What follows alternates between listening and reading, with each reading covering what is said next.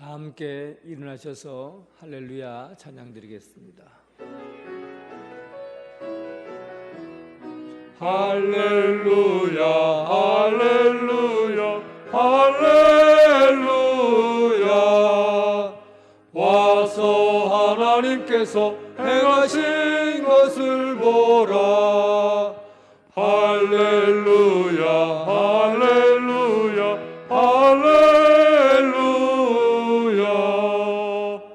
이스라엘의 왕인 여호와, 이스라엘의 구원자인 만군의 여호와가 이같이 말하노라.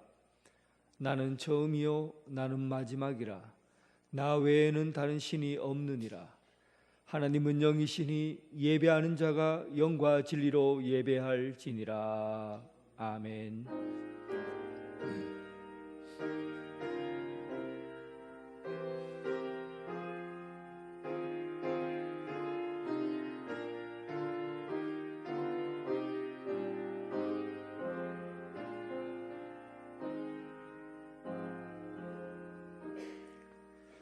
만왕의 왕이 되시며 만주의 주가 되시는 거룩하신 하나님, 온 땅에 주님의 영광이 가득한 이날에 은총을 사모하며 주님 앞에 나아왔나이다. 지난 한 주간 크신 사랑과 은혜로 지켜주셨다가 오늘 정하신 날 그 뜻대로 예배하고 찬양을 올려드립니다. 두 손을 듭니다. 하나님께 모든 것을 올려드립니다. 눈을 들어 성자 예수 그리스도를 바라봅니다. 마음을 열어 성령 하나님의 임재하심을 깨닫습니다. 왕이신 주님 오셔서 영과 진리로 드려지는 예배를 받아 주시옵소서. 예수 그리스도의 이름으로 기원하옵나이다. 아멘.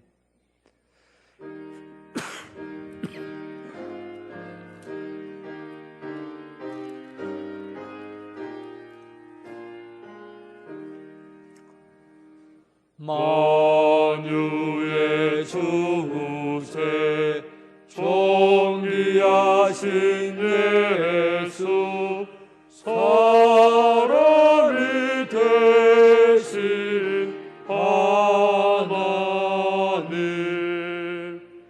나 사모하여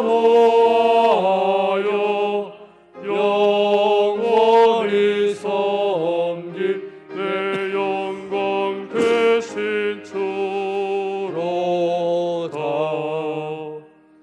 화려한 동선 우성한 저수목 다 아름답고 묘하나.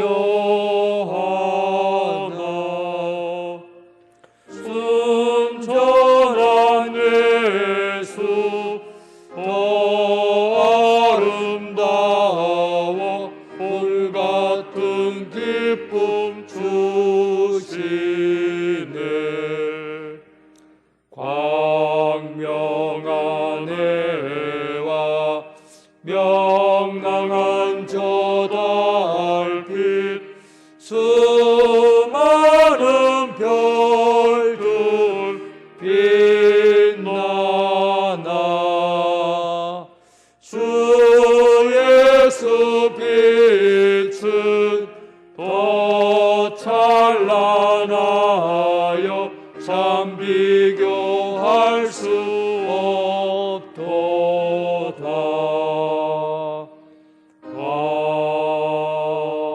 아멘. 사도신경으로 신앙 고백 드리겠습니다. 나는 전능하신 아버지 하나님 천지의 창조주를 믿습니다. 나는 그의 유일하신 아들 우리 주 예수,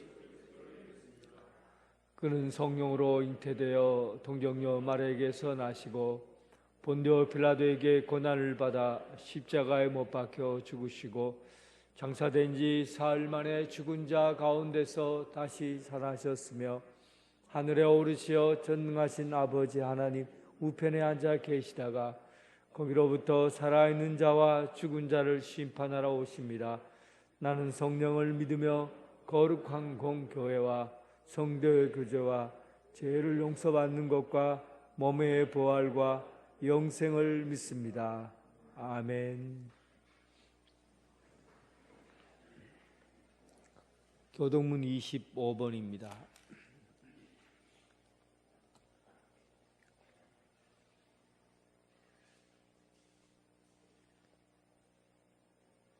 너희 만민들아 손바닥을 치고 즐거운 소리로 하나님께 외칠지어다.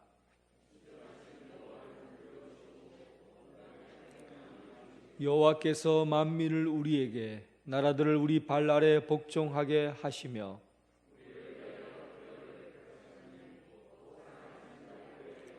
하나님께서 즐거운 함성 중에 올라가심이여 여호와께서 나팔 소리 중에 올라가시는도다.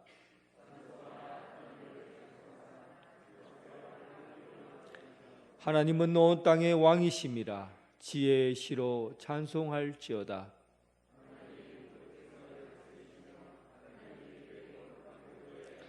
문나라의 고관들이 모이며 아브라함의 하나님의 백성이 되도다.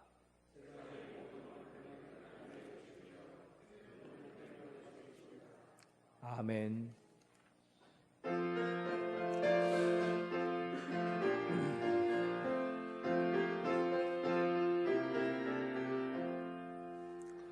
내 진정 사모하는 친구가 되시는 구주 예수님은 아름다워라. 산 밑에 백합하여 빛나는 새벽별 주님 영원할 길 아주 없도다. 내 마음이 아플 적에 큰 위로 되시며 나 외로울 때 좋은 친구라. 주는 저 산 밑에 백합 빛나는 새벽별 이 땅 위에 비길 것이 없도다. 내 맘의 모든 염려 이 세상 고락도 주님 항상 같이 하여 주시고 시험을 당할 때에 악마의 계교를 즉시 물리치사 나를 지키네. 온 세상 날 버려도 주 예수 안 버려 끝까지 나를 돌아보시니 주는 저 산 밑에 백합 빛나는 새벽별 이 땅 위에 비길 것이 없도다. 내 맘을 다하여서 주님을 따르면 길이 나를 사랑하리니 물불이 두렵지 않고 창건이 겁없네. 주는 높은 산성 내 왕패시라. 내 영혼 먹이시는 그네 누리고 나 신이 주를 뵙기 원하네. 주는 저 산 밑에 백합 빛나는 새벽별 이 땅 위에 비길 것이 없도다.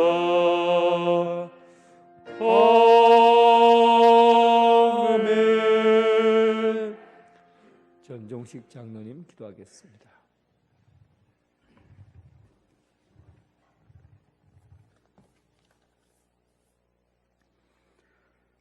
모든 만물을 새롭게 창조하시고 다스리시는 하나님 아버지, 늦가을 찬바람에 아름다웠던 단풍잎은 낙엽이 되어 땅으로 떨어지고 추수가 끝난 가을 전력을 바라보며 여유로움을 느끼게 하시고 모든 때를 아름답게 만드신 하나님의 은총 앞에 감사를 드립니다. 삶의 분주한 일상 가운데서도 저희들로 하여금 복되고 거룩한 주님의 날을 기억해 하셔서 세상의 물결에 휩쓸리지 않도록 은혜의 보좌 앞으로 불러주신 하나님의 크신 사랑과 부르심에 감사와 찬양을 드립니다. 하늘의 위엄과 영광을 다 버리고 낮고 천한 이 땅의 사랑의 왕으로 오셔서 온갖 수치와 고통을 감내하며 허물과 죄로 죽었고 불순종의 영으로 가득 차 있었던 진노의 자녀였던 저희들의 모든 죄와 허물을 속량해 주시고 생명의 나라를 상속받을 수 있는 하나님의 자녀 삼아 주신 그 크신 사랑과 은혜에 감사와 찬양을 올려드립니다. 분주한 일상을 사느라 빈들의 마른 풀 같은 저희들의 마음에 은혜의 담비를 내려 주옵소서. 삶의 중심을 잃어버린 채 비틀거리며 살았던 지난날의 모습을 고백합니다. 바람에 흔들리는 갈대와 같은 마음을 거두어 주시고 죄의 유혹이 저희들의 마음을 더 이상 흔들지 않게 해 주옵소서. 저희들 안에 정직한 영, 견고한 마음을 주셔서 죄로부터 승리할 수 있는 능력과 하나님의 백성으로서의 온전하게 살아갈 수 있는 능력을 부어 주옵소서. 이 시간 예배를 받아 주옵시고 성령님 임재하여 주옵소서. 오순절기의 마지막 주일 예배를 통해 저희들의 마음과 정성을 다해 왕이신 주님을 사랑하고 섬기게 하옵소서. 저희들의 영이 예배 가운데 하나님을 만나고 하나님 안에서 영혼의 부유함이 일어나게 하옵소서. 은혜로우신 하나님, 죄와 어둠에 매여 죽어가던 이 땅에 주님의 몸된 교회를 세우시고 이 시간까지 말씀의 은혜로 저희들을 붙들어 주시고 인도해 주신 은혜에 감사를 드립니다.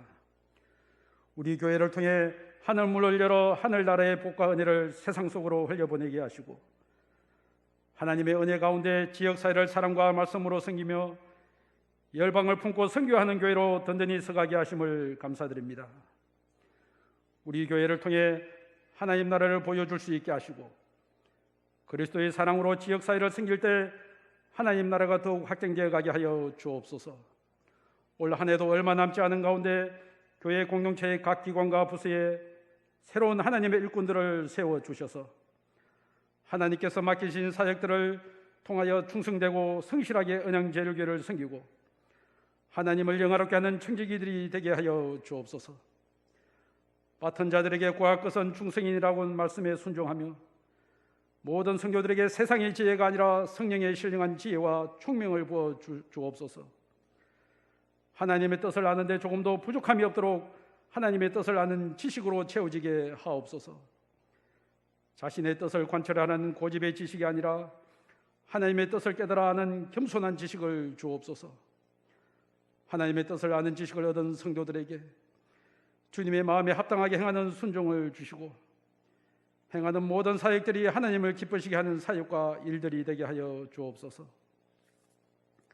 약함 중에 강하게 하시는 하나님, 삶의 중요한 전환점에 서 있는 성도들을 기억해 주옵소서. 수능시험을 치른 고3 수험생들과 결혼과 취업, 이직으로 새로운 도전과 변화를 모색하는 모든 성도들에게 지혜와 용기를 주옵소서. 먹고 사는 세상살이에도 하나님이 허락하시는 아름다운 열매들을 맺게 하시고 무엇보다 사랑하고 용서하고 격려하고 축복하며 하나님 나라를 사는 선한 일에 열매 맺게 하옵소서. 마음은 원하지만 육신의 연약함과 원치 않는 질병으로 아파하는 권속들과 돌보는 가족들을 위로하여 주옵소서. 상처와 아픔으로 상하고 상실과 낙심으로 좌절한 권속들에게 막혀있던 삶의 문이 열리게 하시고 병든 자들이 기도하는 가운데 주님의 손길을 경험하며 십자가의 보혈로 깨끗하게 나음을 얻게 하여 주옵소서. 상한 마음을 가진 성도들에게 감당할 수 없는 기쁨을 부어 주옵소서. 경제적인 고통 가운데 있는 성도들에게 풍성한 물질의 은혜를 내려 주옵소서. 쉼없이 복음을 들고 단위에 서시는 목사님을 하나님의 권능의 손길로 붙으시고 갑절의 은혜를 베풀어 주셔서 권세 있는 말씀으로 들려지게 하옵소서. 선포될 말씀을 사모함으로 기다리며 들을 때 성령님의 감동과 역사하심으로 저희들의 마음을 여시고 10가지 진리를 듣는 것보다 들은 한 가지 진리를 실천함으로 말씀이 작은 어려움에도 불안해하고 격동하는 우리를 쳐서 주님께 복종케 하는 것을 경험하고 나는 죽고 예수와 함께 사는 하나님 나라의 풍성함과 평안을 날마다 맛보게 하옵소서. 찬양을 받으시기에 합당하신 하나님, 신령한 노래로 하나님께 영광 돌리는 찬양이 삶의 무게를 담아 영혼 깊은 곳에서 울려나는 감사와 기쁨의 고백이 있는 찬양이 되게 하옵소서. 메마른 심령들이 찬양을 통해 회복되게 하시고 저희들 마음속 공허와 혼돈과 흑암을 질수로 바꾸어주는 하늘의 노래를 잊지 않으므로 하나님의 은혜에 감사하는 아름다운 찬양이 되게 하여 주옵소서. 복된 날 교회와 예배를 위해 아침부터 늦은 시간까지 식당 봉사와 차량 봉사로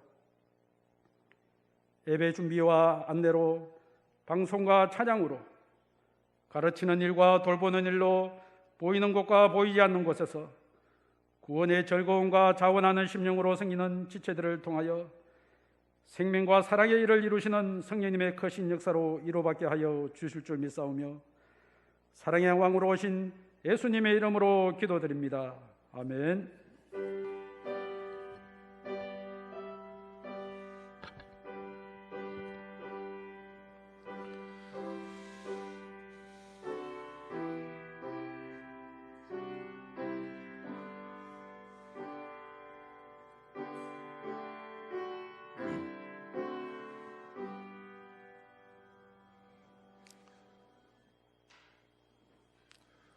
참 잘 오셨습니다. 주님의 사랑으로 사랑하며 축복합니다. 오늘은 오선절 후 24번째 주일입니다. 오늘 오후 찬양 예배는 제6여전도의 헌신 예배로 드리겠습니다. 오늘 각 기간별로 원례를 실시하여 주시기 바랍니다. 오늘 오후 4시 교육관 2층에서 새가족 환영회로 모이겠습니다. 대상은 2021년 12월에서 2022년 11월 등록한 새가족들입니다. 24일 목요일 오후 5시 30분 모경기시에서 정책당회로 모이겠습니다. 27일 주일은 당회로 모이도록 하겠습니다. 12월 4일 2부 예배 후에 영광예배실에서 재직회로 모이겠습니다. 12월 6일 오후 6시 두루친교실에서 애결산위원회로 모이겠습니다. 참석 대상은 당의원과 재직 부서장 그리고 교회학교 부장님들입니다. 다음 주일 오후 4시 30분 전화교회에서 울산노예 남성연합회 제43회 정기총회가 있겠습니다. 위에서 기도하여 주시기 바랍니다. 11월 1호 페스티벌이 다음 주일 오후 4시에 다음 주일 오후 찬양 예배 시간에 있겠습니다. 11월 달 생일자는 빠짐없이 참석하여 주시기 바랍니다. 각 기관 및 교육부서에서는 정기총회를 실시하여 주시고 총회 결과 보고와 2024년 사업계획서를 사무실로 제출하여 주시기 바랍니다. 2023년 요람 작업을 하고 있습니다. 주소와 전화번호, 사진 뱅글림 원하신 분은 사무실로 제출하여 주시기 바랍니다. 12월부터 정침 식사를 정교히 실시하겠습니다. 12월 성김은 식사 준비가 1여전도에 주방 설거지가 1남성교회가 섬겨주시기 바랍니다. 강구 이상입니다. 찬양 드리면서 봉헌하겠습니다.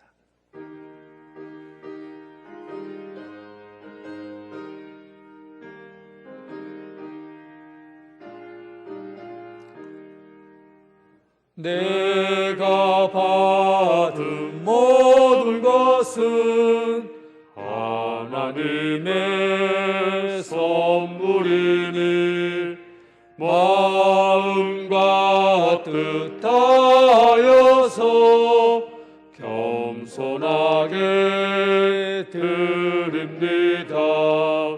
주님 기뻐 받으시니 바치는 나 즐겁도다. 복의 근원 하나님께 영원토록 감사하리.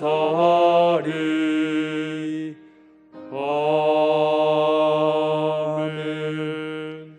만물을 충만케 하시는 하나님, 하늘은 높고 땅은 안식하는 계절입니다. 왕이신 예수 그리스도께서 이곳에 오셔서 하나님 나라를 통치하시고 가르쳐 주시옵소서. 이 땅 가운데 하나님의 뜻이 이루어짐으로 넉넉하게 채워지게 하여 주옵소서. 오늘 손으로 일하여 얻어진 것으로 감사하며 봉헌합니다. 바람 같은 인생에 흩어 날아가 버리는 쭉정이가 아니라 진심을 담은 마음으로 차곡차곡 쌓여진 알곡 같은 믿음을 갖게 하여 주옵소서. 우리의 마음과 정성을 받아 주옵소서. 10의 1조와 감사헌금, 선교헌금, 겨자씨헌금, 신방헌금 여러 가지 뜻으로 올려지는 예물이 향기로운 제물 되게 하여 주옵소서. 오늘 우리에게 하늘 양식 비같이 내려 주옵시고 이른 비와 늦은 비로 때에 맞는 복을 내려 주옵소서. 삶이 넉넉하고 풍성한 것으로 채워지게 하여 주옵소서. 예수님 이름으로 기도드립니다. 아멘.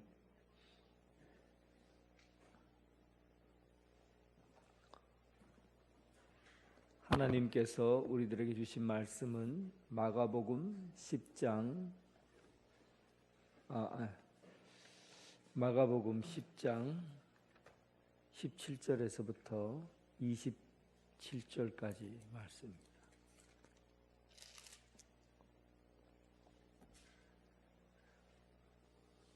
하나님의 말씀을 봉독해 올리겠습니다. 예수께서 길에 나가실새 한 사람이 달려와서 꿇어 앉아 묻자오되 선한 선생님이여 내가 무엇을 하여야 영생을 얻으리까? 예수께서 이르시되 내가 어찌하여 나를 선하다 일컫느냐? 하나님 한 분 외에는 선한 이가 없느니라. 내가 계명을 다 아나니 살인하지 말라, 간음하지 말라, 도둑질하지 말라, 거짓 증언하지 말라, 속여 빼앗지 말라, 내 부모를 공경하라 하였느니라. 그가 여짜오되 선생님이여 이것은 내가 어려서부터 다 지켰나이다. 예수께서 그를 보시고 사랑하사 이르시되 내게 아직도 한 가지 부족한 것이 있으니 가서 내게 있는 것을 다 팔아 가난한 자들에게 주라. 그리하면 하늘에서 보화가 내게 있으리라. 그리고 와서 나를 따르라 하시니 그 사람은 재물이 많은 고로 이 말씀으로 인하여 슬픈 기색을 띠고 근심하며 가니라. 예수께서 둘러보시고 제자들에게 이르시되 재물이 있는 자는 하나님의 나라에 들어가기가 심히 어렵도다 하시니 제자들이 그 말씀에 놀라는지라. 예수께서 다시 대답하여 이르시되 얘들아 하나님의 나라에 들어가기가 얼마나 어려운지 낙타가 바늘기로 나아가는 것이 부자가 하나님의 나라에 들어가는 것보다 쉬우니라 하시니 제자들이 매우 놀라 서로 말하되 그런즉 누가 구원을 얻을 수 있을까 하니 예수께서 그들을 보시며 이르시되 사람으로는 할 수 없으되 하나님으로는 그렇지 아니하니 하나님으로서는 다 하실 수 있느니라. 아멘.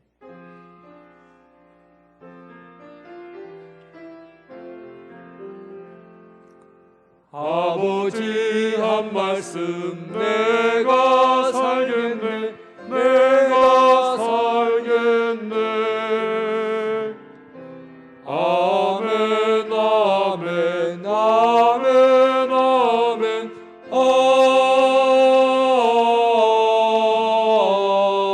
아멘.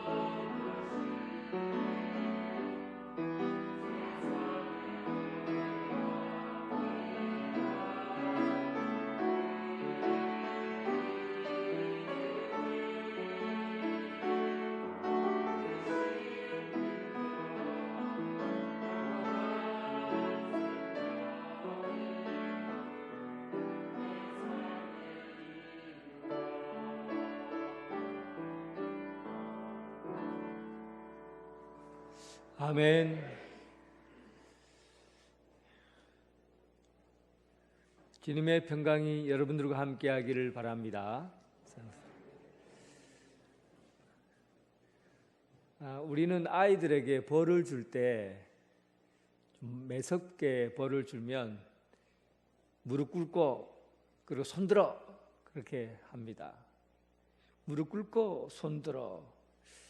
왜 무릎을 꿇으라고 할까? 왜 무릎을 꿇어야 사과가 되고 반성이 되고 잘못한 것을 내가 나타낼 수 있을까? 왜 무릎을 꿇으라고 할까? 사람은 몸에서 많은 메시지를 전달을 해요. 그런데 이 속에 있는 것을 전달하려고 하면 이 속은 많이 감추어져 있기 때문에 무릎을 꿇게 되면 속에 있는 것들을 그래도 진심으로 내어놓을 수 있게 된다. 그런 의미 때문에 아이들에게 벌을 줄 때 무릎 꿇고 손들으라고 하는 겁니다. 진심으로 반성하게 하기 위해서. 진심. 이 진심이라는 것은 진짜 마음이잖아요.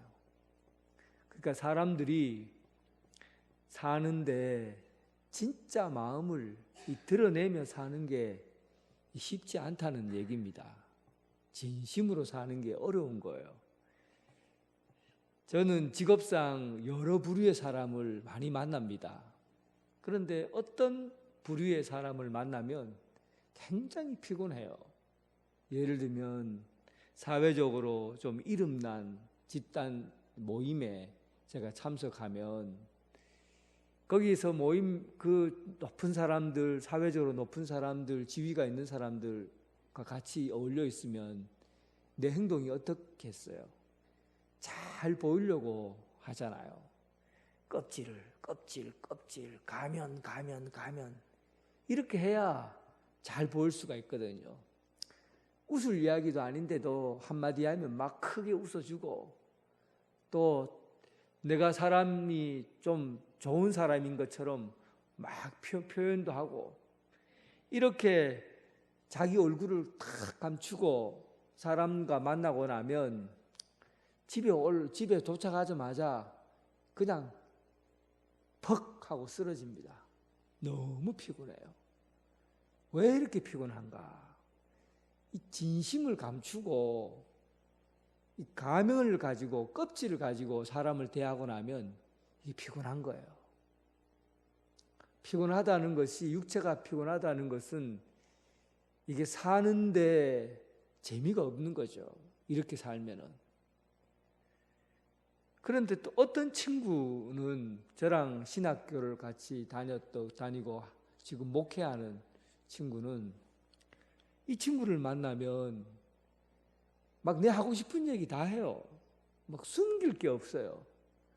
어떨 때는 막 속에서 욕이 튀어나오면 욕도 하고 그냥 목사라는 이런 껍질을 다 벗어버리고 편하게 막 이것저것 마구잡이로 얘기를 해요. 막 웃고 떠들고 그렇게 하고 집에 돌아오면 뭔가 개운한 느낌이에요. 날아갈 것 같아요. 살 것 같아요. 왜 그럴까 생각해 보니까 내가 사람을 진심으로 대하고 만났기 때문에 그래요. 진짜 내 마음을 가지고 사람을 대하면 사람이 살기가 편해지는 거예요. 자유해지는 거예요. 근데 진심이 사라지고 남들에게 잘 보이려고만 하고 겉으로 자꾸만 대하는 이런 삶은 사는데 뭔가 자꾸만 억압되고 눌려있고 갇혀있고 그렇기 때문에 불안해지고 외로워지고 허탈해지는 겁니다. 참 진심으로 사는 게 그래 중요한 거예요. 오늘 본문에 보면 17절에 17절 말씀에 보면 예수께서 길에 나가실새 한 사람이 달려와서 꿇어 앉아 묻자오되 오늘 이 본문은요 공관복음에서 다 기록되어 있습니다. 공관복음서는 마태, 마가, 누가복음을 의미하죠. 마태복음에는 19장 16절에서 22절, 누가복음은 18장 18절에서 23절, 그리고 마가복음 이곳에 내용이 다 나와 있어요. 그런데 이 청년에 대해서 어떻게 얘기하고 있냐면 어떤 곳에서는 부자 청년이라고 하고 어떤 곳에서는 관원이다 그래요. 그러니까 이 내용을 종합해 보면 젊고 그다음 높은 자리에 앉아 있고 직업이 좋다는 얘기죠. 관원이니까 높은 자리에 있고 그리고 돈이 많은 청년이다. 이렇게 종합해 볼 수가 있어요. 이 청년이 예수님 앞에 와서 어떻게 행동합니까? 무릎을 꿇고 앉았다. 이렇게 되어 있어요. 무릎을 꿇고 앉았다. 무릎을 꿇는다는 것은 진심을 말하고 싶은 거예요. 내가 지금까지 살아온 내 인생에 진심으로 추구하는 게 뭔가 이걸 말하고 싶은 거죠. 지금까지 예수님을 만나러 온 높은 사람들 어떤 사람이었습니까? 바리새인들, 서기관들, 헤롯 땅, 사두개인들 이런 사람들은 예수님을 만나러 올 때 만나자마자 무릎 꿇는 적이 한 번도 없어요. 이 사람들은 예수님을 만날 때 어깨를 쫙 펴고 어깨에 뽕을 넣고 그리고는 뻣뻣하게 갖고 마치 위에서 아래로 내려다보는 그런 사람처럼 나는 높은 사람이다. 나는 다 알고 있다. 나는 너의 행동에 대해서 감시하고 있다. 이런 느낌으로 예수님을 만났어요. 그런데 이 교만하고 오만한 사람들이 만났던 예수님과 찾아왔던 이들과 달리 오늘 이 부자 청년은 예수님을 만나자마자 존경하는 예수님을 만나자마자 그는 예수님 앞에 무릎 꿇었어요. 여러분 예수님 앞에 무릎 꿇지 않았습니까? 왜 예수님 앞에 여러분 무릎 꿇었습니까? 세상에서 우리가 경험하는 세상에서 있는 이야기들이 세상 것들로 풀리지 않기 때문에 그래요. 인생의 숙제들이 아무리 해도 풀리지 않기 때문에 여러분들과 그리고 여기 있는 부자 청년이 예수님 앞에 무릎 꿇은 겁니다. 땅에서 나는 것들을 아무리 많이 먹어도 배가 부르지 않아요. 땅에서 있는 그 좋은 이름들을 아무리 높은 자리에 앉아도 빛나질 않아요. 아무리 좋은 사람을 만나도 만족이 없어요. 세상 것들을 아무리 많이 먹어도 마치 소금물을 마시는 것처럼 먹으면 먹을수록 갈증이 일어나는 것, 이게 도대체 무슨 이유 때문인가? 어떻게 내가 살아야 진짜 삶을, 영생을 얻을 수 있을 건가? 이 문제 때문에 예수님 앞에 무릎 꿇은 거예요. 세상의 그 어떤 것으로도 채워져도 채워지지 않는 목마름과 갈증이 우리 인생에 있는 거예요. 그래서 우리는 주님 앞에 무릎 꿇는 겁니다. 오늘 여러분 부자 청년처럼 여러분 인생에서 참 우리가 추구해야 될 유일한 한 가지, 어떻게 하면 영원한 생명을 얻겠습니까? 이 땅에서의 삶이 끝이 아니라, 이 땅에서의 누리는 삶이 전부가 아니라 어떻게 하면 영원한 삶을 얻을 수 있습니까? 무슨 노력을 해야 얻을 수 있습니까? 그러자 예수님께서 그의 청년에게 말씀하십니다. 내가 계명을 아느냐? 율법을 지켰느냐? 살인하지 말라, 간음하지 말라, 도둑질하지 말라, 거짓 증언하지 말라, 속여 빼앗지 말라, 내 부모를 공경하라. 이 십계명이죠. 십계명에 나온 말씀이죠. 그때 청년이 대담하게 얘기를 합니다. 예수님께서 네 이거 지켰느냐 하니까 어디서 담력이 나왔는지 대담하게 얘기를 해요. 20절 그가 여짜오되 선생님이여 이것은 내가 어려서부터 다 지켰나이다. 여러분 이 율법 앞에서 이렇게 담대하게 말할 수 있는 사람 이게 진짜 가능할까요? 다 지켰나이다. 예수님이 이 말을 듣고서 어떻게 반응했을까요? 다 지켰나이다. 이 세상에 율법을 다 지킬 수 있는 사람이 한 사람이라도 있겠습니까? 가능한 일입니까? 예수님이 그걸 모르겠어요. 어떻게 이 율법을 다 지킬 수 있겠습니까? 어려서부터 다 지켰나이다. 예수님이 간음한 사람에게 뭐라고 얘기했습니까? 니들이 그냥 육체적으로 지은 간음했는 것이 간음이 아니라 속으로 품은 욕망까지도 간음한 죄라고 그랬어요. 여기서 벗어날 수 있는 사람이 세상에 어디 있겠습니까? 예수님이 생각하는 기준이 있어요. 그런데 그 기준을 가지고 얘기했지만 이 청년은 내가 율법을 다 지켰나이다. 그렇게 얘기합니다. 그리고 여러분 예수님께서 십계명 말씀 중에 없는 말씀을 하나 집어넣어서 말씀을 해요. 19절에 보면 거짓 증언하지 말라 옆에 속여 빼앗지 말라 이 말이 들어있어요. 이게 십계명이 아니에요. 계명이 아니에요. 그런데 예수님께서 이 말씀을 넣어서 이 젊은 청년에게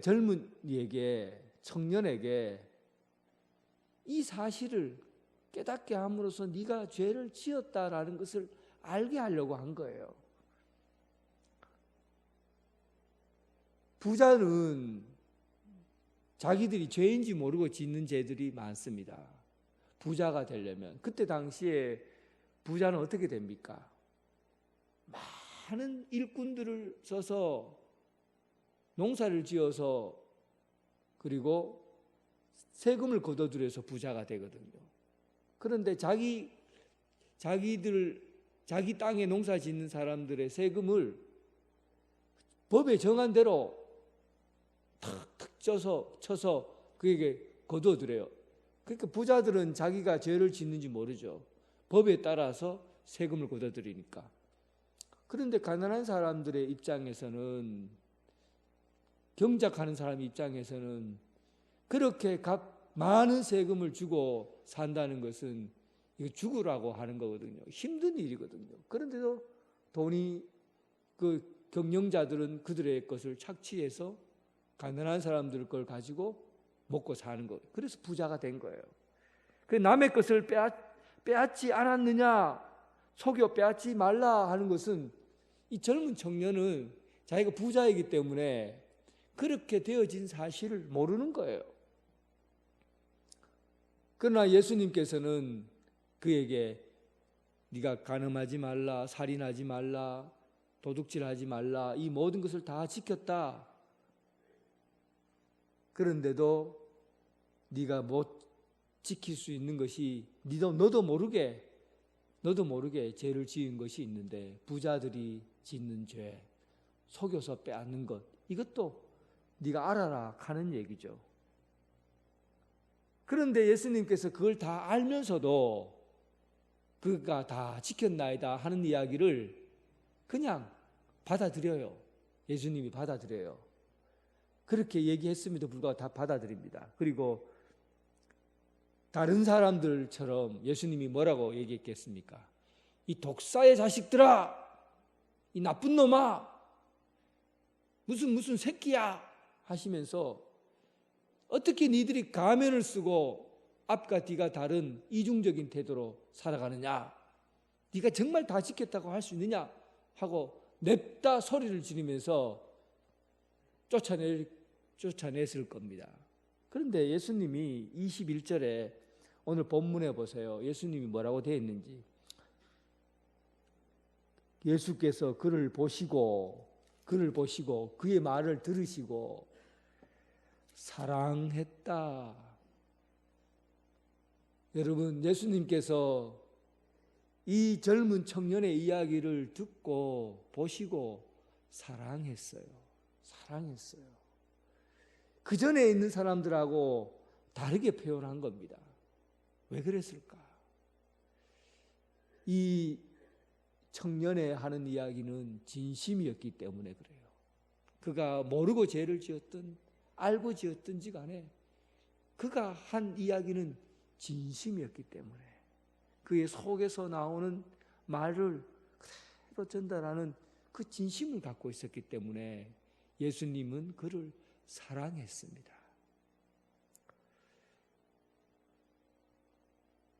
이 여령 교수가 참 재미있는 이야기를 했어요.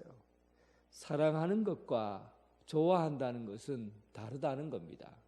그런데 사랑한다는 말 애자, 사랑 애자를 붙이면 좋아하는 것과 사랑하는 것이 확연히 구분된다는 거예요. 예를 들면 물고기를 좋아하면 이 좋아하는 사람은 물고기만 잡으면 그거를 탕을 끓여서 먹습니다. 그리고 회를 쳐서 먹어요. 물고기를 좋아하니까. 근데 물고기를 사랑하는 사람은 물고기를 어항에 집어넣고 먹이를 주고 키웁니다. 사랑하는 것과 좋아하는 것이 다르다는 거죠. 어떤 사람이 내가 TV에 보는데 저는 돼지고기를 좋아하거든요. 돼지고기 잘 먹거든요. 그런데 돼지를 키우는 애완돼지로 키우는 사람이 있더라고요. 돼지를 글쎄 진흙탕에 뒹굴고 아무거나 먹는 그 돼지를 목욕을 탁 시켜갖고 그리고 머리에다 리본을 탁 꽂고는 발톱까지 다 청소하고는 그리고 침대에 같이 자더라고요. 그리고는 먹이도 주고 목욕도 시켜주고 산책도 하고 애완돼지로 키워요. 애자가 들어가게 되면 좋아하는 것과 사랑하는 것이 이렇게 차이가 나는 거예요. 좋아하면은 잡아먹지만은 사랑하면 키우는 거죠. 돌보는 거죠. 결혼도 마찬가지예요. 좋아서 결혼하게 되는 것. 내가 돈이 좋아서 결혼하다 보면 돈이 없어지면 그 부분은 사랑이 식어지고 그리고 결혼의 재미를 못 느끼죠. 돈이 없어지면. 또 얼굴이 이뻐서 남자가 잘생겨서 여자가 예뻐서 결혼하게 되면 나이가 들고 얼굴이 쭈글쭈글해지고 못생겨지면 그러면 살맛이 안 나는 거예요. 좋아서 결혼하면 그렇다는 얘기예요. 그런데 사랑해서 결혼하면 얼굴이 못나고 돈이 없어 가난해져도 안아주고 품어주고 돌보는 거죠. 사랑한 것이죠. 늙어지고 힘이 없어도 사랑하니까 사는 거예요. 좋아하는 것과 사랑하는 것은 다르다는 겁니다. 사랑하면 그 사람이 가지고 있는 약점과 모자라는 것과 부족한 것들을 다 받아들인다는 얘기예요. 예수님께서 부자 청년을 사랑했어요. 보시고 사랑한 겁니다. 그가 다 했습니다. 내가 정말 열심히 어릴 때부터 율법을 잘 지키고 열심히 살았습니다 라고 얘기하고 있지만 예수님께서는 그가 부족한 걸 알지요. 그가 부자가 된 것도 자기 힘으로 된 것이 아니라는 것을 알지요. 아마 속으로 죄를 지은 것들도 아마 여러 번 있었을 겁니다. 그럼에도 불구하고 그를 사랑해서 용서해주고 품어주고 안아주신 겁니다. 그래서 그에게 예수님은 그의 약점을 품고서 그에게 구원의 길을, 생명의 길을 그에게 알려주려고 한 거예요. 그래서 예수님께서 하신 말씀입니다. 너무 사랑하니까 그를 살리고 싶은 거예요. 영원한 생명을 살아갈 수 있는 그 길을 알려주고 싶은 겁니다. 그래서 예수님께서 그에게 알려줍니다. 21절에 보면 이르시되 내게 아직도 한 가지 부족한 것이 있으니, 내게 아직도 한 가지 부족한 것. 참 예수님 말씀하실 때 단어가 굉장히 강조되고 있죠. 아직도 한 가지 부족한 것. 이게 있다는 거예요. 전에 부자 청년은 부족한 것이 없는 사람이에요. 율법을 다 지켰지요. 어려서부터 하나님의 율법을 익히고 듣고 자랐어요. 그래서 율법에 어긋남 없이 자기는 살았어요. 다 지켰어요. 부유한 거예요. 돈도 아버지가 무슨 일을 했는지 엄청나게 돈을 많이 남겨놔서 부유한 청년이었어요. 돈에 걱정이 없어요.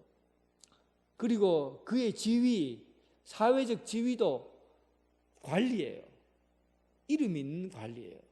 그러니까 그 이름 있는 관리에서 자기 이름을 나타낼 수 있는 권력과 명예를 갖고 있는 그런 자리예요. 그래서 자기가 가지고 있는 것으로, 어떻게 하면 내가 가지고 있는 것으로 더 많이 봉사하고 더 많이 구제하고 더 많이 세상을 바꾸려고 노력하면, 어떻게 하면 영생을 얻을 수 있을까? 어떻게 하면 내가 완전히 채워진 것으로, 넉넉한 것으로, 내 힘으로 뭔가 노력하면 될 거라고 생각한 거예요. 그 길을 알려달라는 거예요. 지금까지도 넉넉하고 풍성하게 살아왔고, 또 내가 할 수 있는 능력껏 힘껏 내가 노력하면 영생의 길을 갈 수 있을 거라고 생각한 겁니다. 예수님께서 이 부분에서 그의 생각을 뒤집어 엎어버린 거예요. 네가 뭔가를 잘해서 구원을 얻는 것이 아니라 네가 부족하기 때문에 구원을 얻는다는 사실을 알려주려고 한 거예요. 그래서 예수님께서 그에게 잘한 것에 초점을 맞추는 게 아니라 부족한 것에 초점을 맞추는 겁니다. 그걸 깨달으라는 거죠. 내가 부족한 것이 한 가지 있으니 내 재산을 팔아서 가난한 사람에게 나누어 주라. 이것은 부자가 이렇게 해야 구원받는다라는 뜻이 아니에요. 이것을 설명하려고 한 게 아니에요. 구원의 길은 내가 할 수 있는 능력에 초점을 맞추는 것이 아니라 내가 할 수 없는 그런 부족한 것에 시야를 둘 때, 그때 구원의 문이 열려지는 겁니다. 마태복음 5장 3절에 보면 심령이 가난한 자는 복이 있나니 천국이 저희 것이라 그랬죠. 여기서 가난한 자가 천국 간다는 얘기예요. 여기서 가난한 자는 어떤 겁니까?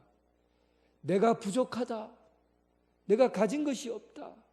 나는 텅 비었다. 내 영혼이 무언가를 할 수 없다. 아무것도 가진 것이 없어서 무능력하다. 그래서 내가 오직 구하는 것은 하나님밖에 없다. 하나님을 의지하고 하나님의 능력을 의지하고 하나님의 힘을 의지하고 내가 아무것도 못하기 때문에 하나님의 것을 구한다. 내가 부족하다라는 것을 깨닫는 자들이 하나님 나라 천국이 거의 그들의 것이라는 겁니다. 마찬가지예요. 오늘 이 부자 청년에게 예수님이 요구하는 것은 내가 가지고 있는 재산을 다 팔아서 나누어 주라는데 초점이 맞춰져 있는 것이 아니라 네가 가지고 있는 것이 구원을 이룰 수 없다는 것을 말하려고 하는 거예요. 내가 가지고 있는 능력으로 더 많은 일을 한다고 해서 영생을 얻는 게 아니라는 거예요. 내가 가지고 있는 재산을 가지고 더 열심히 살아 구원 얻는 게 아니라는 거예요. 네가 가지고 있는 것을 가지고 다 버려라, 포기해라, 나누어 주라. 그러면 네가 가지고 있는 것으로 힘을 얻는 것이 아니라 네가 부족해지기 때문에, 내가 가지고 있는 것이 없어지기 때문에, 그러면 하나님을 찾게 되고 하나님을 구하게 되고 하나님을 의지하게 되니까, 그래서 구원의 길이 열린다는 뜻입니다. 이 고백을 들었던 제자들은 막막한 거예요. 그때 이 부자 청년이 얼굴이 새파랗게 돼갖고는 근심에 쌓여서 돌아가니까, 저 예수님이 사랑했던 청년이 마음을 돌이키지 못하고 영원한 생명을 얻지 못하고 또 부자라서 안 되는 것 같이 여겨졌던 이 제자들은 도저히 이해가 되지 않는 거예요. 예수님 말씀이 이해가 되지 않는 거예요. 그래서 제자들이 놀랐어요. 24절에 제자들이 그 말씀에 놀라는지라, 그리고 26절에 제자들이 매우 놀라는지라, 두 번이나 놀랐어요. 놀라는지라, 매우 놀라는지라, 깜짝 놀랐다는 거예요. 이거 충격적이라는 얘기죠, 제자들 입장에서는.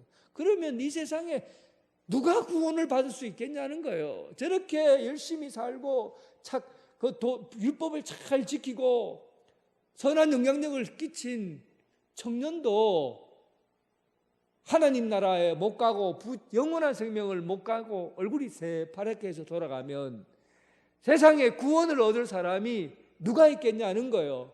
어떻게 영원한 생명을 얻을 수 있겠냐는 겁니다. 그때 예수님께서 한마디 더 하세요. 예수께서 둘러보시고 제자들에게 재물이 있는 자가 하나님 나라에 들어가기가 심히 어렵다. 그리고 또 하시는 말씀이 뭐냐면 더 충격적인 말씀. 이 정도까지는 그래도 이 돈이 조금이라도 있으면 천국 가기 어렵구나, 이렇게 생각하고 넘어갔을 거예요.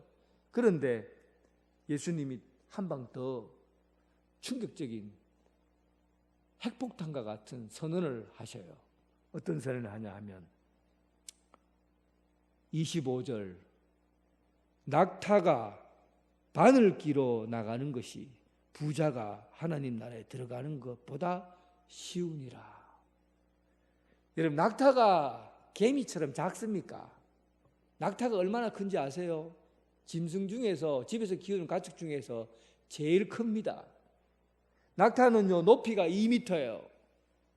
체중이 대충 대충 보면 평균적으로 500kg, 낙타가 500kg 나가요. 몸 길이가 3m예요. 2m, 3m, 500kg. 이게 낙타예요. 이 낙타가 어디로 들어갑니까? 바늘귀는 얼마나 커요? 실도 이렇게 침을 묻혀갖고 앞에 돌돌돌 말아갖고 이렇게 끼워야 되는 게 바늘귀예요. 이 사이를 낙타가 들어가는 것이 부자가 천국 가는 것보다도 쉽다는 겁니다.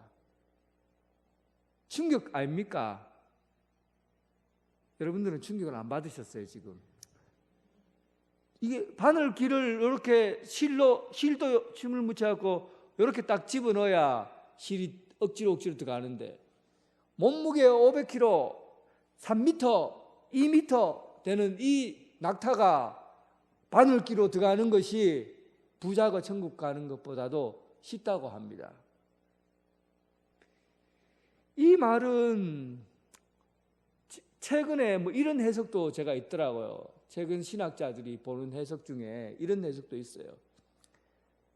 바늘귀가 그냥 진짜 바늘귀가 아니고 성문에 이 지구멍 같은 작은 문이다라고 설명하는 사람들이 있어요. 그러니까 옛날에는 성을 중심으로 성 안에서 사람들이 살잖아요. 바깥에서 갔다가 7시쯤 되면 어두워지면 문을 딱 닫아버려요. 성문을 닫아버려요. 그런데 바깥에 갔다가 늦게 돌아온 거예요. 낙타에는 짐이 잔뜩 싣고 있어요. 성 안으로 들어가야 되는데 들어갈 길이 없어요. 그때 개구멍 같이 이렇게 바늘구멍, 그걸 바늘구멍이라고 그럽니다. 개구멍 같은 그 구멍을 이렇게 짐을 탁 던져버리고 낙타 무릎을 탁 꿇게 뒤에서 막 엉덩이에서 막 밀어갖고 그렇게 들어가는 구멍이 바늘기 문이라고 그래요. 그래서 예수님께서는 이걸 두고 얘기한 거라고 하는 거죠. 그러니까 짐을 자기 것을 다 버리고 포기해야만이 들어가는 작은 문. 그래서 낙타가 바늘기로 들어갈 수 있다라는 것을 설명하려고 한 거죠. 그런데 이것은 해석이 너무 지나쳐요. 왜냐하면 예수님 당시에는 바늘기 문이 없었거든요. 예수님이 비유로 들 만큼 그 문이 예수님 이후에 나온 이야기예요. 그러니까 그것도 적절한 이야기가 아니죠.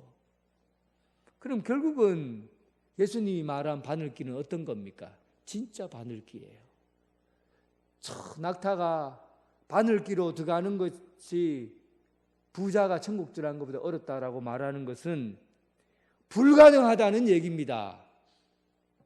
가능하지 않다는 얘기예요. 그런데 여기서 우리가 진짜 제대로 해석해야 될 게 뭐냐면 부자에 관한 얘기예요.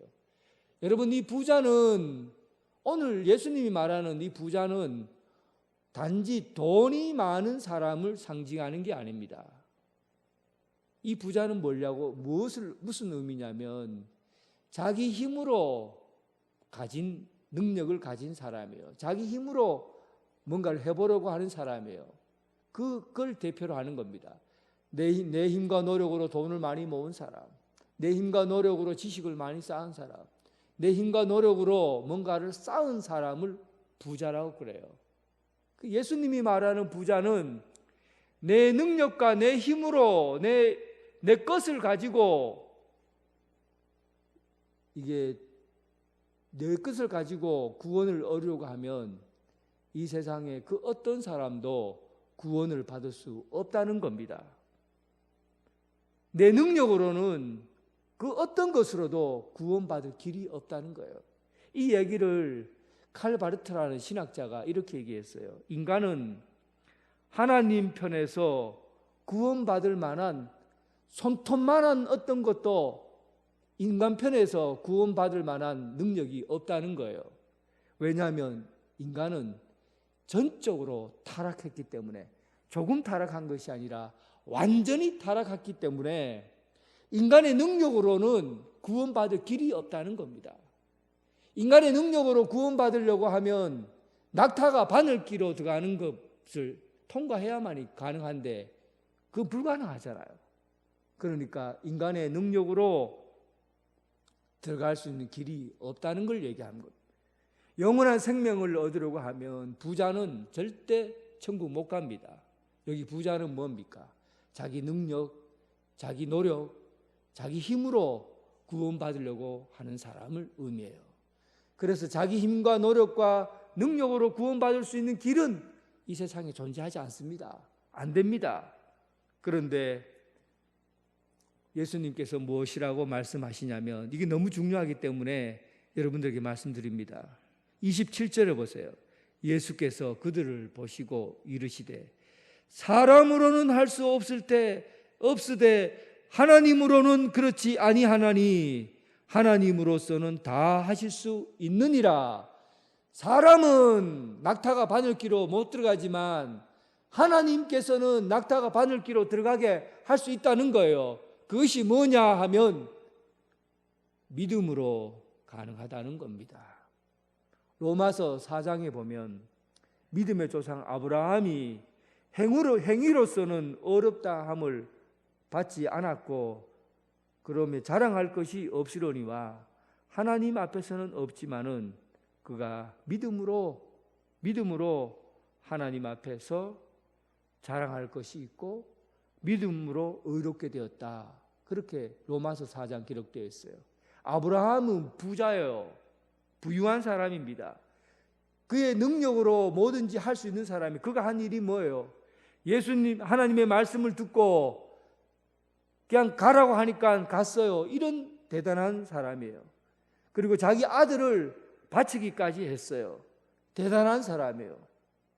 그런데 그가 이렇게 부유한 능력을 갖고 있어도 그의 행위로는 아브라함이 구원받은 게 아니라는 겁니다. 그가 구원받은 것은 하나님을 믿음으로 구원받았다는 거예요. 자신의 힘이 아니라, 능력으로가 아니라 하나님을 믿음으로 구원받은 거예요. 마찬가지예요. 오늘 우리가 바늘길을 통과할 수 있는 사람은 아무도 없습니다. 여기 있는 사람은 다 낙타예요. 아무리 노력해도 못 빠져나갑니다. 그러나 하나님의 힘으로는 가능합니다. 그것이 바로 믿음입니다. 우리가 예수 그리스도를 믿는 그 믿음이 있으면 부자도 들어갈 수 없고, 돈 있는 사람도 들어갈 수 없고, 능력 있는 사람도 들어갈 수 없고, 착한 일을 하는 사람도 들어갈 수 없고, 이 세상에 어떤 공로와 힘을 가지고도 들어갈 수 없지만 하나님의 힘, 하나님으로는 할 수 있는 일, 바로 예수 그리스도를 믿는 그 믿음으로 낙타가 바늘기로 들어간다는 사실입니다. 오늘 이 믿음으로 승리하는 여러분 되시길 주님의 이름으로 축원합니다. 하나님 아버지, 모든 것이 불가능합니다. 우리 힘으로는 낙타가 바늘기로 들어가는 것은 가능하지 않습니다. 세상의 그 어떤 사람도 구원받을 수 없고 영원한 생명에 이르지 못합니다. 그러나 사람의 힘이 아니라 하나님의 힘으로 구원받을 수 있을 줄 믿습니다. 예수 그리스도를 믿는 그 믿음만이 영원한 생명에 이를 수 있고, 사람의 능력이 아니라 하나님의 힘으로 가능한 줄 알고 예수님을 믿음으로 승리하는 삶 살아가게 하여 주시옵소서. 예수님 이름으로 기도드립니다. 아멘. 다 함께 일어나셔서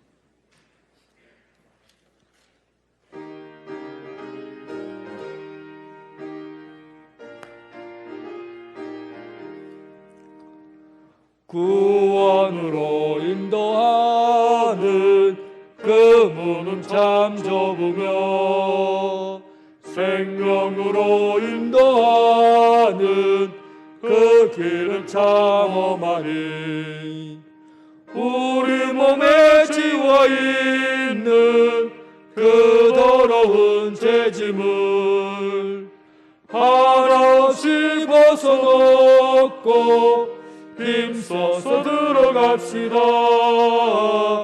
구원으로 인도하는 그 좁은 문 들어가 영생으로 인도하는 그 생명길 갑시다. 이 세상에 많은 사람 큰 문으로 들어가 넓은 길로 갈지라도 멸망으로 끝나니 세상 어때 부귀영화 모두 내어버리고 주의 말씀 순종하여 그 생명길로 갑시다.